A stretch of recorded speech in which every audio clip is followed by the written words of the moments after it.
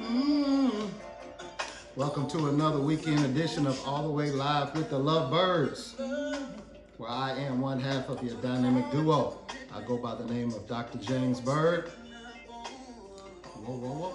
And to my right, this lovely woman, my beautiful wife of 29 years, the lovely, talented, anointed one, my very own helpmate, and she goes by the name of Dr. Angel Byrd. And together you know us as the Byrds. All right. Feel like it's been a long time since we had an all the way live. I know we just took 1 week. Was it 2 weeks? Yeah. Okay, I know we took time for Thanksgiving, holidays, but man, it seems like it's been a long time.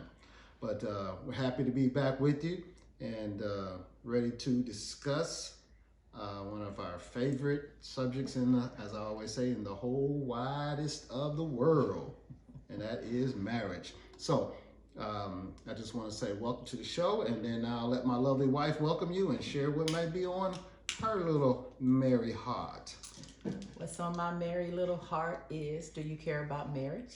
Do you care about other people's marriages? Well, if you do, I want you to take your little fingers and I want you to push that button and share so other people can be blessed by this message that we're getting ready to share, which is like called about to preach. Free marriage counseling. She said, this message that we about to share, I feel like it's Sunday morning. So we're getting ready to share some nuggets that can help bless and change your life. So share this message with other people. All right. So go ahead and push the button, and let's get into this. So how y'all feeling? You know, it's December, and we still in the pandemic. Isn't this crazy? Man. I just thought about it. This is not normal for me, but today, as it stands right now, 6:00 p.m. Central Standard Time, I have not left the house. I haven't even been to the store. I haven't been to the mailbox. I haven't been in the yard. I have not left the house. And I know for some people, this is their story every day. And then for some people, your story may be, only place I go is to work and then back home. Some are not going to work. Not at all. But what's weird is the other day, I was looking on social media and I flipped through, I'm not going to say the name, it was somebody I went to school with. I went to high school with. So I flipped through their social media. Well, I was just flipping through social media and saw them. And I saw that they were having a house party. And I'm like, where the masks at? I'm like, well, a few people had masks down around their chin or down around their neck, but I was like, I thought it was a pandemic. But maybe everybody still, people got different opinions of it. Some people are over it. Some people are like, you know what?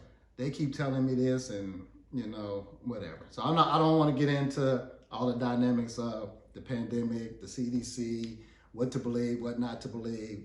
That's another topic for another day, not on live, all the way live with the Byrds. This is where we're talking about marriage. So whether you are, you're just over it and you're out doing your thing, or you still just stuck in the rat race of just going to work, coming home, or working from home and only going to the store and back, and just having to deal with life as we've adjusted to over this last, 9 months or so. This is for you. And so with that, we know that this has caused a lot of people who have to really face a lot of the differences that go on in their marriages. And these are differences that go on with any two people. Yeah. If you're close enough to anybody for a long period of time and you spend enough time with anybody, you got to learn to manage the differences. And so I titled this Managing Differences today. But we're talking specifically about a marriage relationship or people that eventually want to get married. And so you're going to have to learn how to manage the differences in your relationship. Some people say relationships are all about managing the differences. Because if you leave your differences unchecked, then they turn into problems.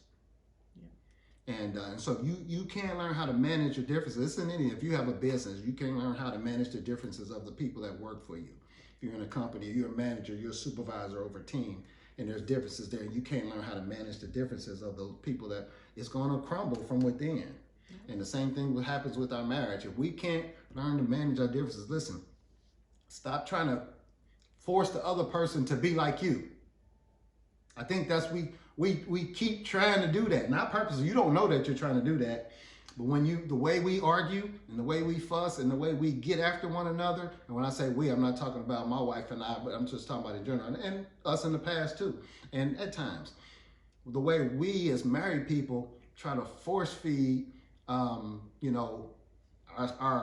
will into the other person. What we don't know that we're doing is we're saying, you need to be like me in this area. You need to be like me in this area. You need to be like me. You need to think like me. You need to say it like me. You need to say, that's what we do.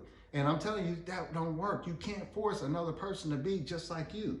I just think like outside of the marriage arena, everything else pretty much let's just say outside of the family, because people try to make their kids like them, just all those type of things. So let's just take the family out of it. You don't see people falling out and stop speaking because their boss did not become like them. Or when you went to go purchase a car, the person who was selling you the car wasn't like you. You still got a car. And it's like, so you really got to think about this. So do your mind tell you in this family union, I'm supposed to get other people to see my point of view only? And is it supposed to be how I only see things? Because if you think about it, you don't enforce that everywhere else. But in families, that's reinforced. And so what is that thing? Is that a place where you feel safe? Is that a place where you're more comfortable at being you? Because some people don't even know that you're not nice. Only your family. You see what I'm saying? And it's like, no, who are you talking about? Harold? No, he's amazing. And you guys are all at home like, man, he just beat my mom up last night. So you have to think about those type of things. It's like, how do you become two different people that you can not put pressure on people over here, but when you come into this thing called the family, that's where you become all these things and force your way and push your way or whatever, trying to get someone to see it from your point of view. So what is that? And a lot of times people don't think about that. And a lot of people don't even know that's what they're doing. And so you need to really think about that and meditate on that and say, And if I'm sure people have told you, so you're not clueless. You've been told, so that means that what you gonna do about it? How are you gonna try to shift and try to make some adjustments, or are you gonna just leave it there and keep it just this where it's just this thing you feel in this family? So you need to think about that.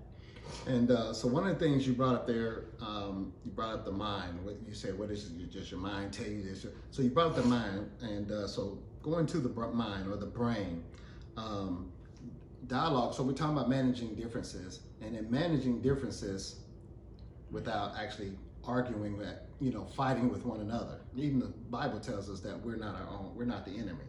We wrestle against principalities, and so the dialoguing about the problem or what the problem is without getting at one another, that actually does not come naturally. The brain is more wired to decide rather than discuss. Yes. Okay. The brain is looking to make decisions, and in making decisions, every 3 seconds. And in making decisions, then we have a tendency when someone else is talking to compare what they're saying to how we think, to judge what they're saying versus what we think, to weigh their viewpoints against our viewpoints and make a decision whether we agree with it or disagree. So that's the natural tendency, the way the brain handles dialogue. It's always wanting to, it's natural, it happens real quick. It's happening at the speed of light. You don't even have to think about it. You don't have to say, it's just, no, it's happening. That's what you're doing. And if you allow yourself to do that, that means that in your differences, you're automatically comparing, judging, everything that your spouse is saying to the way you would do it and the way you would say it. And then there's this vicious cycle of arguing and going at each other and trying to make one another be like you, when that's exactly what we don't want. We don't need the other person to be just like me. Ask God. He'll tell you. He'll say, I didn't make them like you. And so it's like you're trying to change something that God did. And it's like every time you try to do something different and change someone based on what they're born to do and called to do, or their way of doing things, it causes interruption and interference, because it's like rubbing up against something that's not supposed to be. And that's what we do in the relationships. And we spend 20 to 30 to 40 years in that war. I know a lady, she's probably about 87 years old. And still to this day, she shows up to maybe get her hair done or whatever, and she has the same conversation in the same fight, in the same war with her husband that's almost 90 years old. And when I hear it, it is frightening. It's frightening to know that someone lived and probably soon will take their last breath, and they have never changed the way they viewed each other based on how she see it and how they see it. And she's still at 9, he's almost 90, and she says, he's still trying to control me. And I'm thinking, like, how do a 90-year-old, I mean, I'm sure they can, but try to control you? Or how can they even make you? You know what I'm saying? They can't even catch you, you know, or anything like that. So it's like, wow, man, they live like this their whole marriage, and she still stay mad. And I said, God, I can't imagine. I'll do whatever it takes not to live like that, because it is like draining listening to her for the whole hour and a half or how long she's there having this conversation about him. And if that story seems, far-fetched to you, and seems like something that I would never want to live out if I live to be 94, 90, 89, well, guess what? If you don't make some changes, make some changes on some things we're talking about today, this could be your story. Yeah. If you happen to stay together. Some people don't even stay together through all that for that long. But 100 years ago, people stayed together. So you see what I'm saying? Yeah, they surely did. And So the goal today of managing differences is the goal is to talk about dialoguing about the problems that you may have in your relationship. Your spouse is not the problem. Sometimes they are. I knew you was going to say that. If you think your spouse is the problem, many times they may have become the problem because early on you didn't understand these things. If they were the problem from the beginning, you wouldn't have married them. Yeah. So at some point you loved them. At some point you enjoyed being around them. At some point you enjoyed spending time with them. So at some point they were not the problem. But it's because we didn't understand how to manage differences that eventually we work one another into becoming the problem. You wear somebody out for so long that they turn into the problem. Yeah. And so that's why I can say that they're really not the problem. It's like you can turn them into the problem. I'm telling you, you can take them and turn them back away from being the problem and learn to just deal with the problem. So what we want to do is we want to learn how to ask open-ended questions. Now, this is not new. You've heard this before, and we've talked about this, asking open-ended questions, right? But here's the thing we've never said in this show. You want to ask open-ended questions with an open mind. I just got you, because you don't do that. I already know you don't. I know you don't do that. You have to, when there's a problem, there seems to be a problem, there seems to be a difference, there seems to be a different the way we think, the way we said something, the way we would do it, the way it handled, and it just rubbed our fur the wrong way, our hair stood up on top of our head. That is the time where we need to talk and dialogue with our spouse about what that particular situation is, and we need to ask open-ended questions like, why do you feel like that, or why did you say, what did you mean when you, the what, where, when, why, how questions. Those are the open-ended questions. And then here's the key, because people have asked that, but then when their spouse gives the answer, they judge it. No, that ain't why, because you think you know. So that's the difference. That's how to stop the pain. I guess the question is, why can't you just believe what they said? Because you don't have an open mind. Yeah. Or could it be history? Yeah, and history allows you didn't have an open mind all along. We didn't know this stuff. No, I'm saying if this person truly was that person and really was that way, help the people out on how to shift, because what they feel and think could be true versus they just went into it with not an open mind. Well, it just depends on, it goes back to, like you said, history goes back to what I said. At some point in the relationship, you were okay with who they were. Unless you allowed them to hide it and you didn't read the tea leaves, the signs. Yeah, there you go. Because how many people go into relationships with the red flags? And that's their intelligent choice for knowing that when y'all were dating and he did like this, whatever, said, no, you ain't going nowhere. And you was like, you know, and he was like, oh, I'm sorry, I won't do that again. I'm sorry. Oh, I'm sorry. And you stayed with that joker. Yeah. Or when, you know, you went to the store for her when y'all were dating and you came back and you had the wrong eggs and she flipped her lid. I can't ask you to do nothing. I'll just go do it myself. And y'all were just dating and you stayed with it. Yeah, because you're allowed to do that if you're pregnant. But if you're not having a baby, you're not allowed to do that. Yeah, all bets are off when you're pregnant. But yeah. So I just made those up. But just so you can get the point. Yeah. If he called you 10 times in one day when you guys were dating, those are red flags. Because according to what he said, no. If he called you 10 times talking about where you at, what you doing, where you at, yeah, that's a problem. But even if you called me 10 times and said you love me, I got a problem with that. If he called you 10 times and said, I just wanted to hear your voice again. No. What woman gonna have a problem with that? Because it turns into, it sounds good in the dating relationship, but I don't know his motives where he felt like that. If I called you 10 times a day right now and just said, I just wanted to hear your voice, you would not have a problem. I wouldn't have a problem with it based on who I know you are today. Because that's not who you are. Ooh, I love this. See, we going live on the air. We're doing this on the air. So that's why I'm judging, and I'm judging. So I could be wrong. So I'm admitting to America. I'm judging.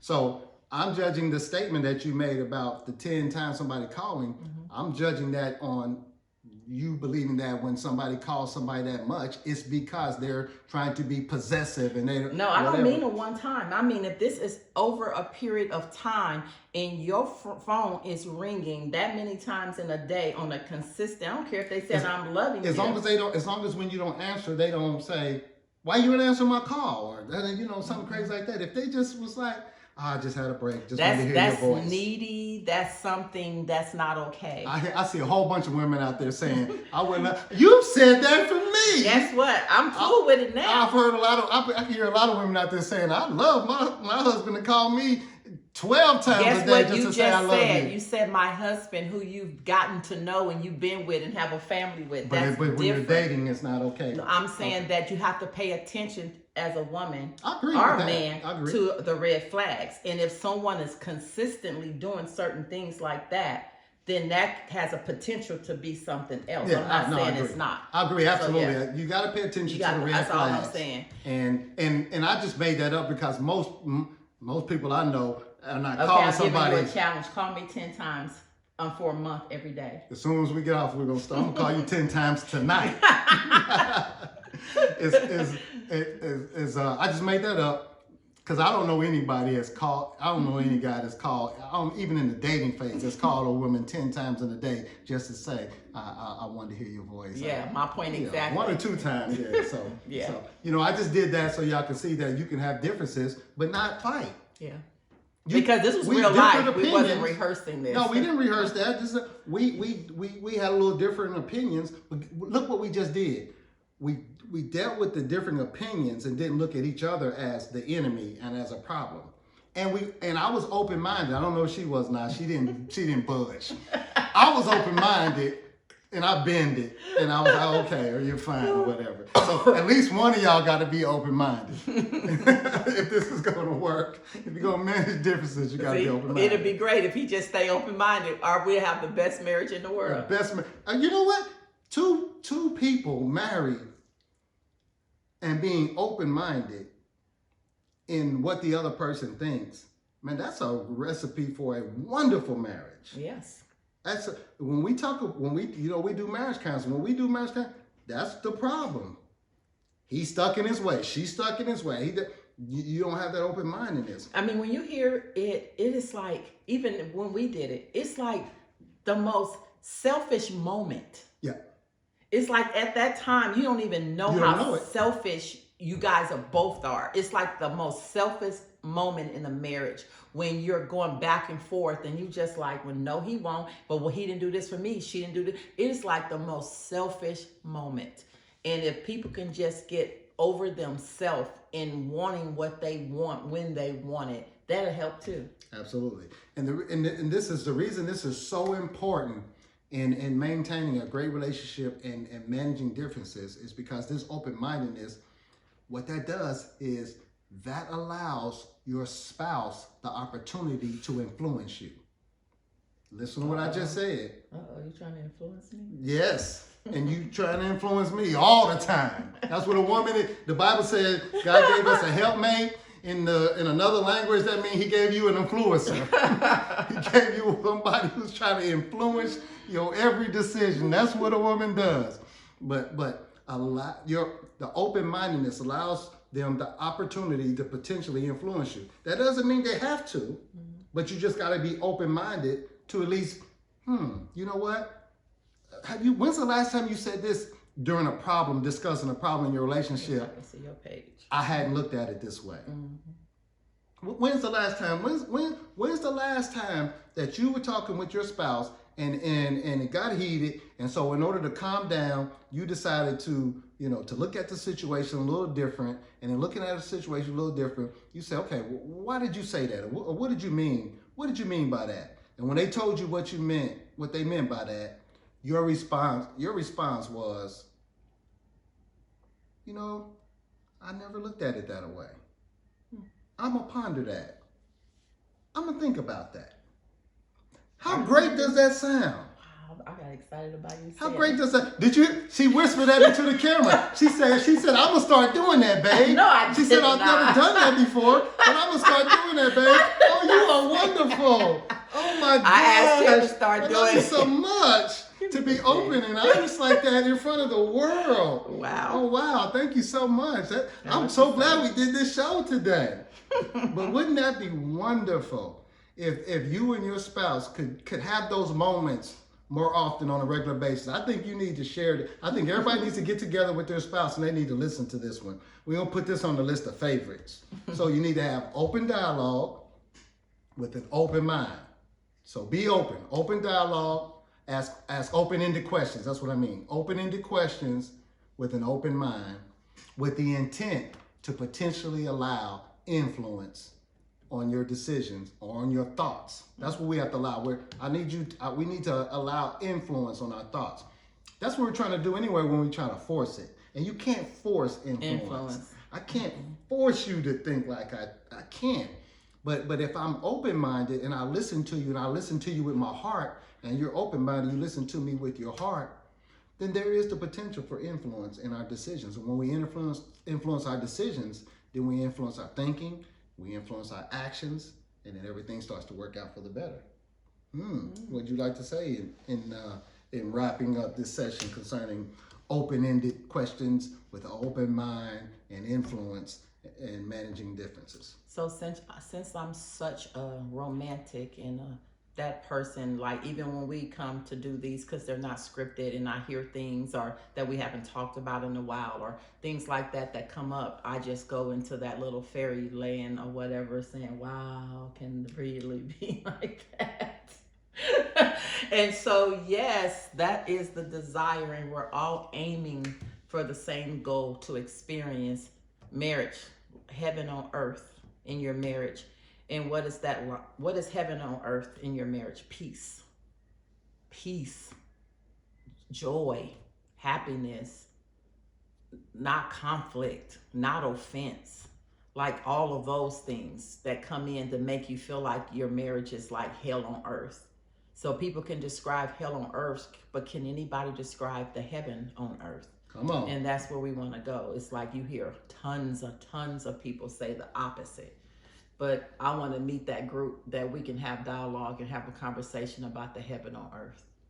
That's Absolutely. Man, wow. Great show. I mean, that's not something that that's not something that we usually say ourselves. That's something we usually allow other people to say.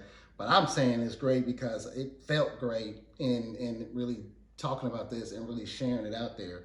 Because that's something that, like I said, people that don't know, that are not used to listen to the show, I read articles and things about marriage and relationships, and then just try to share some of that with you on a weekly basis with this show. And open-ended question was, I mean, not open-ended question, that's not new, but having an open mind was something that I don't remember ever reading or thinking about. You know, really having an open mind. And that's not something that we normally have when we get into the heat of a discussion. I mean, my makeup, the way that I am, because I'm intentional when I'm trying to accomplish something. So that goes into that's part of my brain, and I put it a place where it can give me alerts and alarms, you know, like, so now I'm like, oh, am I open-minded? Or can I ask, are you open-minded before we started? You know, those type of things. And it's like, so I take those things and I work them into my life. And so nothing happens just because, but everything happens because you did something about it. Intentional. You got to be intentional. You got to meditate on this stuff. And when you meditate on this, then it's something you'll start doing. Yeah. Ah, it sounds like our theme music. Well, this has been another weekend edition of All the Way Live with the Love Byrds. I'm one half of the dynamic duo. I go by the name of Dr. James Byrd. And this lovely and beautiful, talented wife of mine, she goes by the name of Dr. Angel Byrd. And you know us as the Love Byrds. We'll see you next Friday, God willing, with another weekend pandemic edition of All the Way Live with the Love Byrds.